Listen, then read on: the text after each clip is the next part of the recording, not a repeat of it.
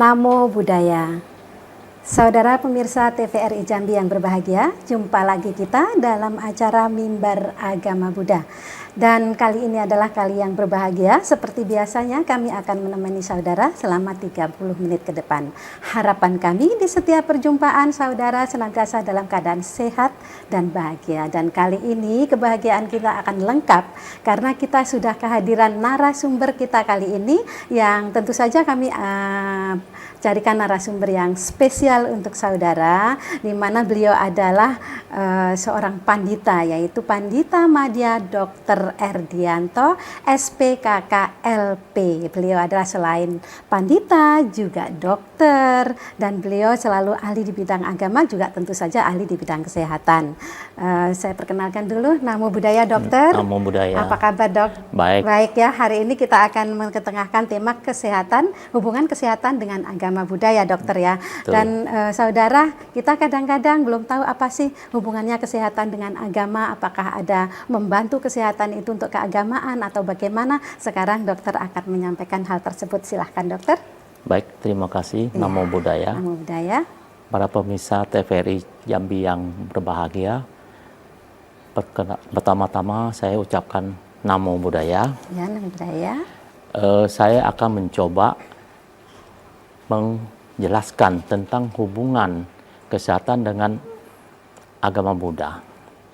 Kita tahu bahwa saat ini perkembangan agama Buddha juga pesat disertai dengan perkembangan bidang kesehatan yang juga pesat, di mana kita melihat perkembangan dari alat-alat kesehatan, kefarmasian, yang mana saat ini bahkan untuk pengobatan, kalau kita lihat di medsos, bahkan sudah pengobatan dilaksanakan oleh sebuah robot.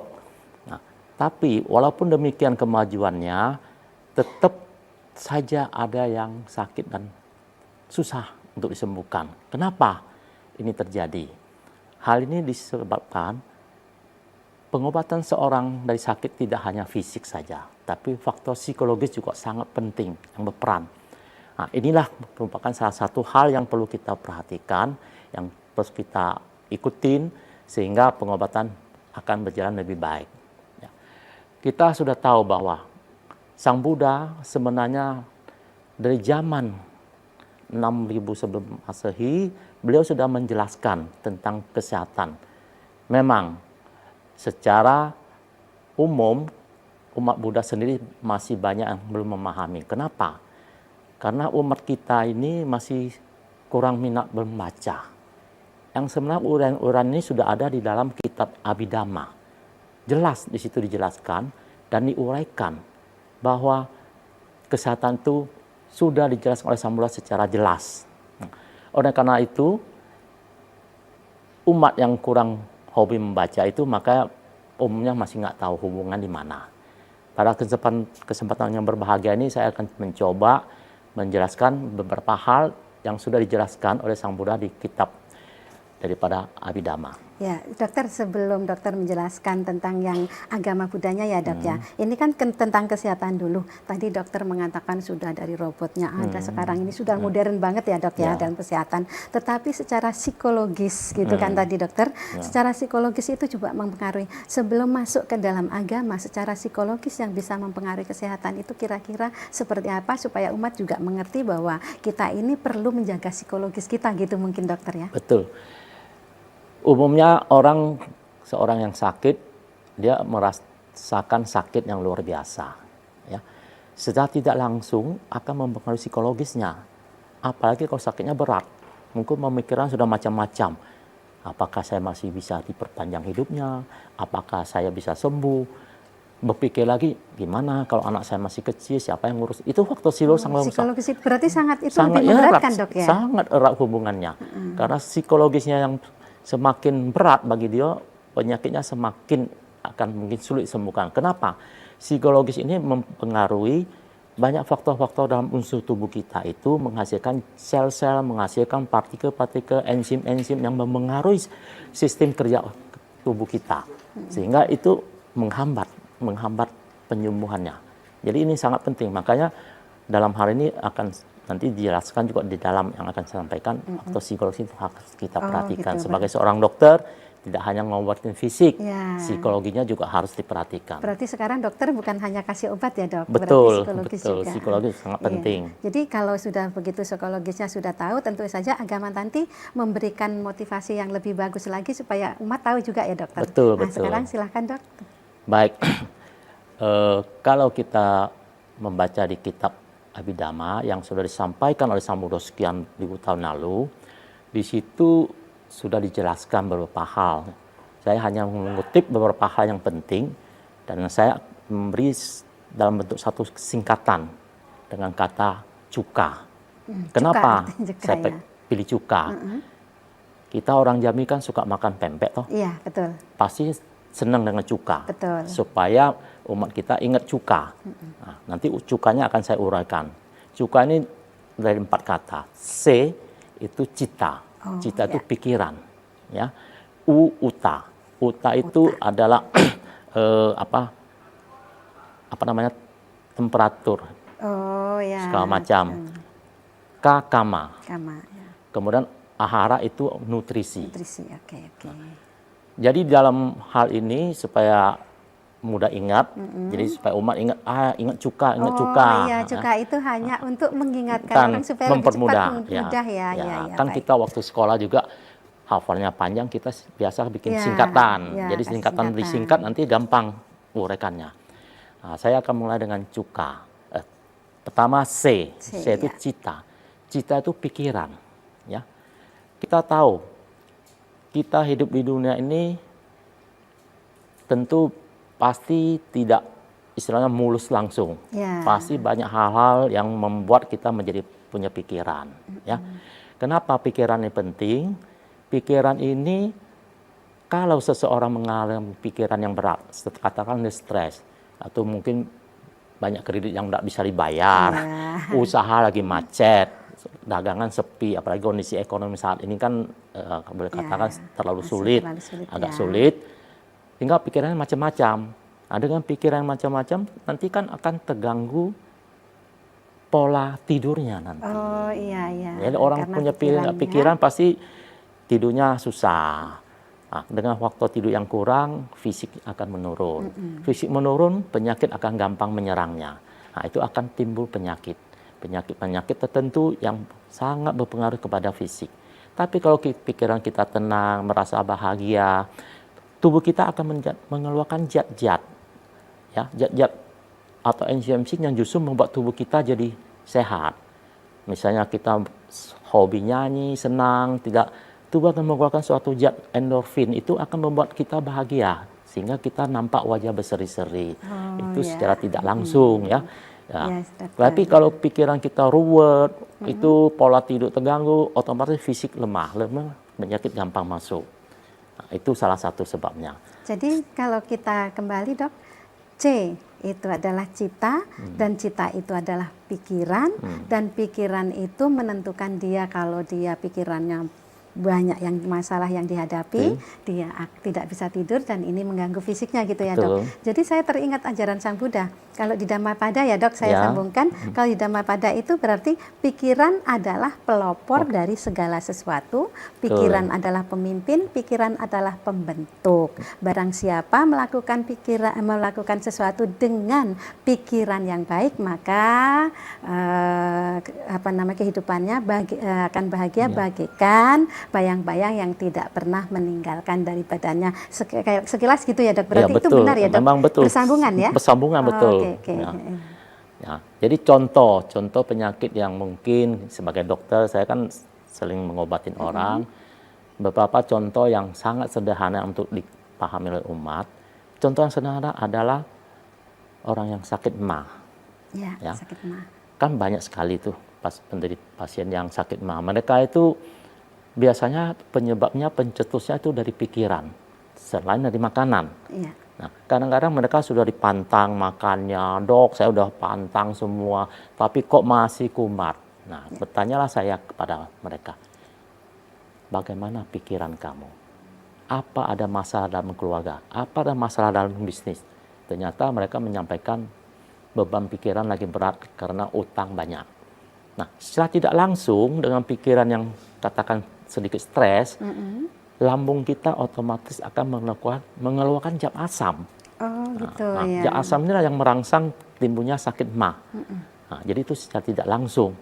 Nah, jadi sebenarnya ini sudah diuraikan oleh Sang Buddha dari zaman dulu, cuma kita ya kurang membaca ya. Ya, Nah, betul. apalagi umat kan, karena kitab suci itu kan setebal ini, pegangannya sudah bingung. Iya, Ya. mau dibaca yang mana Dok ya? Nah, jadi itu gambaran tentang cita. Nah, sekarang mungkin saya masuk ke uta. Uta ini berkaitan dengan temperatur, suhu, kemudian kelembapan, kemudian lingkungan. Ya.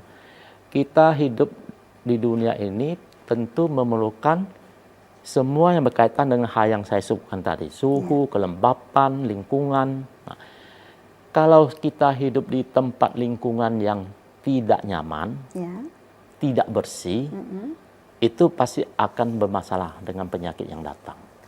Apalagi tinggal di satu rumah yang rumahnya panas, sirkulasi udaranya kurang, penyiraman matahari yang masuk ke dalam rumah juga kurang, gelap, kelembapannya tinggi, itu juga akan menimbulkan penyakit.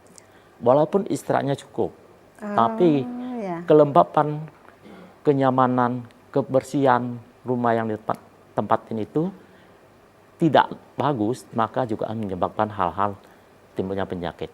Jadi dokter ya, kesehatan itu juga ada hubungannya dengan kelembapan semuanya itu ya. Sebentar dokter, ditahan dulu sebentar dokter. Baik saudara dimanapun Anda berada, kami akan kembali setelah jeda yang berikut ini.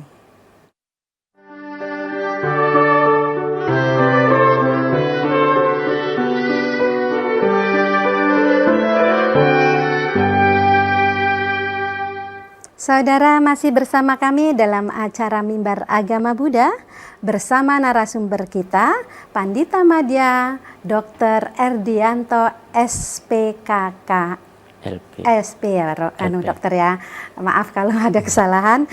Dengan judul kali ini adalah hubungan kesehatan dengan agama Buddha. Tadi telah mengupas 2 ya dok ya, sekarang tinggal 2 lagi yang harus kita kupas, dan mari kita dengarkan kupasan berikut ini. Baik, Namo Buddhaya, saya lanjutkan. Tadi C, U sudah, tinggal K. Sekarang Kama. Oh ya, Kama. Kita sudah mengetahui bahwa ajaran Buddha itu punya hukum sebab akibat. Anda yang membuat, Anda yang akan menuai. Nah, kaitan dengan ini, maka apa yang kita kerjakan, apa yang kita buat, kalau hal-hal yang baik tentu kita akan menerima berkah yang baik. Tapi kalau buat yang jahat, tentu berkah jahat yang akan meliputi kita. Itulah. Maka supaya tubuh kita sehat, tidak kena penyakit, tidak faktor psikologisnya tidak terpengaruhi, maka kama ini sangat penting. Usahakanlah sebanyak mungkin kita buat kebajikan. Hindarin perbuatan jahat. Kenapa? Karena itu akan mengikuti apa yang kita buat, selalu ikutin kemana kita pergi, bayangan itu akan ikutin kita sampai dimanapun kita pergi. Dan kita harus memahami bahwa kama yang kita buat itu tidak bisa dicuci, tidak bisa. Tetap pasti akan mengikuti ikuti. Ya, namanya. Cuma tinggal kapan munculnya kama yang baik atau yang buruk. Itu ada waktu saat yang tepat. Kayak berpacu ya, berpacu dalam melodi ya. Nah, jadi kama ini perlu sebagai contoh kenapa kama ini kita buktikan. Saya pakai ambil contoh seorang manusia yang mempunyai sifat jelek, katakan sebagai penjina. Ya. Orang ini kita ambil sebagai seorang cowok, walaupun sekarang juga banyak wanita juga berzina. Nggak bisa lihat mana cowok, mana cewek ya. Jadi kalau seorang laki-laki yang hobinya menjina, tidak melakukan hubungan seksual dengan orang yang resmi dengan dia, artinya sudah punya ikatan pernikahan. Kalau di luar itu mereka melakukan, itu akan menerima akibatnya secara tidak langsung nanti. Contoh, sering melakukan perzinahan di tempat pelacuran. Kita tahu seorang pelacur itu kan banyak yang datang. Nggak hanya satu jadi, ya dok ya. Istilahnya apalagi yang cantik rame kan, nah, itu justru sarang penyakitnya banyak. semakin banyak berarti sarang penyakitnya makin banyak ya. Karena yang pakai banyak. Iya, iya. Nah, jadi seorang laki-laki yang umumnya begitu sering akan kena penyakit kelamin. Iya. Biasanya 3 penyakit yang mengikutin. Yang Oh, ada pertama 3. penyakit raja singa. Raja singa itu Tapi juga penyakit kalau kelamin ya. di kedokteran sebutnya sipilis. Oh, gitu. Kemudian penyakit HIV. HIV. Dan satu lagi penyakit kencing nanah. Oh, kencing Kalau di nanah, dokter sebut gonore. Nah, 3 penyakit ini selalu akan mengikutinya. Iya. Nah, kalau seorang laki-laki yang punya istri kemudian berzina, itu alangkah dosanya tuh nanti sangat besar. Kenapa? Tidak mungkin seorang laki-laki berzina dia berani mengungkapkan kepada istrinya. Ya, Tentu bisa dia diem diam-diam. aja ya. Ya, tapi berlanjut terus. Iya. Sedangkan penyakit tadi itu begitu lakukan tidak langsung timbul gejala. Yang penyakit gonore itu paling cepat 3 hari sampai 5 hari baru timbul gejala penyakitnya. Oh, ada jarak Nah, waktu ya. Jadi ada masa inkubasinya kalau di kedokteran. Kemudian untuk sipilis itu bisa 3 bulan baru timbul gejala. Apalagi HIV tahunan. Oh, gitu Sehingga ya. pelaku ini tidak tahu dia baru melakukan hubungan dengan seorang pelacur karena tidak ada gejala, tahu-tahu dia pulang besok hubungan sama istri, Iya. dia sudah membawa penyakit untuk istrinya. Nah, si istrinya alat kelamin wanita kan seperti mangkok, anak laki-laki seperti botol. Iya. Jadi kuman itu akan selalu siram ke dalam botol, ke dalam mangkok istrinya. Oh, gitu ya, ya. Menyebabkan istri akan menyimpan kuman-kuman penyakit seterusnya. Sedangkan dia tidak berani mengungkapkan kepada istrinya bahwa dia sakit Jajan kelamin. gitu ya. Nah, jajan, kena penyakit kelamin. Dia diam-diam. Karena begitu sampaikan istri, piring-piring rumah terbang semua saya rasa. Iya, betul. Pasti ribut, terjadi perceraian segala macam. Sehingga akibatnya si ibu ini bawa penyakit, bibit penyakit dipelihara. Kalau yang paling takut adalah penyakit gonore. Kalau dia melahirkan, ternyata hamil melahirkan, si anak dilahir secara normal lewat pervaginam, Iya. bisa akibatkan si anak itu nanti buta. Oh, Karena cacat gitu ya. nana itu bawa kuman yang senang dan suka merusak kornea mata. Kornea mata. Sehingga anak itu akan mengalami kebutaan. Nah, siapa yang akan bertanggung jawab? Tentu suami istri harus bertanggung Iya. jawab. Kesian anak ini. Nah, itu membuat kesengsaraan bagi dia untuk ngurus anak ini. Iya, iya. Nah, itulah karma yang akan diterima. Makanya janganlah suka jajan. Ya. Karena yang akan diterima bukan karena sudah jajan itu ya, Ya. akibat setelah jajan itu ya. Setelah dokter ya. jajan bisa turun-temurun ke Ke anaknya. keluarganya. gitu ya. Nah, ini sangat kesian. Nah, kalau penyakit HIV sekian tahun baru timbul, ya biasanya orang tenang-tenang tahu-tahu tok mendadak muncul HIV. Dan itu bahaya, dokter Bahaya. ya. Nah, HIV itu nanti kalau dia muncul baru jadi penyakit yang kita sebut AIDS. Nah, orang kena penyakit AIDS itu gejalanya ya tahu-tahu dia lemas, kurus. Biasanya lidahnya putih, Oh, gitu ya, sesak, diare terus-menerus, batuk tanpa sebab. Nah, itu. Jadi itu salah satu ajaran yang sudah disampaikan. Makanya di dalam ajaran Buddha kan sering diungkapkan jangan berzina. Iya, bersila 3 ya. Nah, Om, sila ketiga jangan berzina. jangan Itulah berzina. salah satu dengan berzina secara tidak langsung Anda kena penyakit inilah kira-kira Akibatnya sangat akibatnya. berbahaya. Jadi itu tentang kama. Jadi hindarilah hal-hal yang perbuatan yang tidak sesuai dengan ajaran agama Buddha. Terus yang keempat ya. Yang Rama, keempat ya ahara A ya, cuka A. Ahara ini adalah nutrisi, Nutrisi. makanan. Ya kita hidup tentu perlu makan. Betul.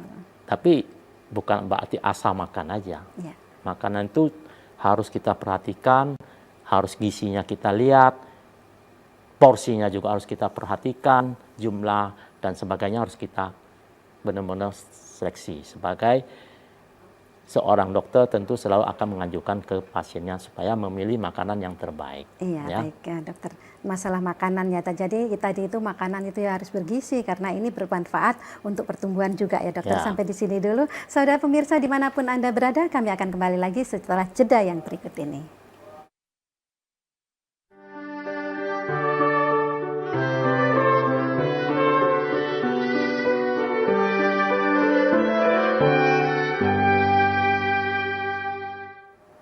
Saudara pemirsa dimanapun Anda berada, masih bersama kami dalam acara Mimbar Agama Buddha bersama narasumber kita Pandita Madya Dr. Erdianto SPKKLP. Benar ya Romo ya? Baik, dengan tema hubungan agama Buddha dengan kesehatan atau hubungan kesehatan dengan agama Buddha. Tadi sudah 4 hal sudah dituangkan dan yang paling terakhir dikit lagi kemudian kita closing. Baik, berarti tinggal cuka, tinggal A. Ya, itu adalah ahara. Ahara itu nutrisi, ya, nutrisi atau makanan. Jadi nutrisi sangat penting sejak seorang ibu hamil. Ya, seorang ibu hamil diwajibkan minimal memakan zat besi itu selama 90 hari. 90 hari ya. Mulai dari hamil sudah harus dikonsumsi itu supaya nanti pembentukan sistem organ-organ tubuh itu sempurna. Ya, di samping itu juga seorang remaja diharapkan nanti setiap minggu minimal makan zat besi 1 tablet. 1 minggu ya. 1 minggu sekali. Nah, kemudian juga kepada ibu-ibu yang hamil yang sudah mempunyai layak yang baru lahir, diharapkan memberikan susu eksklusif. Artinya minimal disusui sampai 6 bulan dari air susu ibu minimal. Ya, dokter, ya. Nah, kalau memang air susu ada, lanjutkan sampai 3 tahun. 3 tahun. Okay. Ya, kalau kebetulan susu tidak ada ya terpaksa dengan susu formula. Ya kalau bisa itu. Kenapa ini penting? Karena ini akan meningkatkan daya tubuh si anak nanti kemudian. Jadi nutrisi ini penting. Selain itu sebagai seorang lansia, orang tua juga harus menjaga kesehatannya dengan konsumsi makanan tertentu. Apalagi seorang wanita yang sudah tidak ada mens, itu perlu menambah kalsium. Biasanya orang wanita lebih cepat mengalami tulang keropos dibandingkan laki-laki. Nah, di samping makanan ya mungkin ya perlu ada kegiatan olahraga, ya olahraga fisik untuk orang tua yang tentu sesuaikan dengan kondisi masing-masing. Jadi itu ahara ini nutrisi ini sangat penting supaya anak-anak ini bisa tumbuh dengan baik. Kita lihat di negara kita ini saat ini masih banyak anak-anak yang mengalami stunting. Stunting ya. Itu kenapa? Stunting? Karena stunting itu merupakan suatu anak yang kurang gizi yang kronis, bukan hanya saat-saat tapi sudah lama. Karena apa yang dimakan itu tidak sesuai dengan nutrisi yang diharapkan. Zaman dulu kita sekolah kan ada 4 sehat, 5 sempurna. Nah ini tidak disampaikan. Kenapa bisa begitu? 1, karena kemiskinan bisa. Kedua, karena pengetahuan yang kurang dari si ibu. Nah ini yang perlu kita memberikan motivasi, penyuluhan, ya, informasi ke masyarakat kita supaya memperhatikan hal ini. Karena dengan anak yang stunting ini nanti akan menghasilkan sumber daya manusia kita yang lemah. Biasa IQ-nya agak rendah. Jadi kurang bagus ya untuk kehidupannya. Jadi saya rasa itulah yang saya sampaikan pada hari ini dengan singkatan cuka supaya jadi umat-umat Buddha jangan lupa dengan kata cuka. Kemudian ingat dengan uraian cuka itu apa.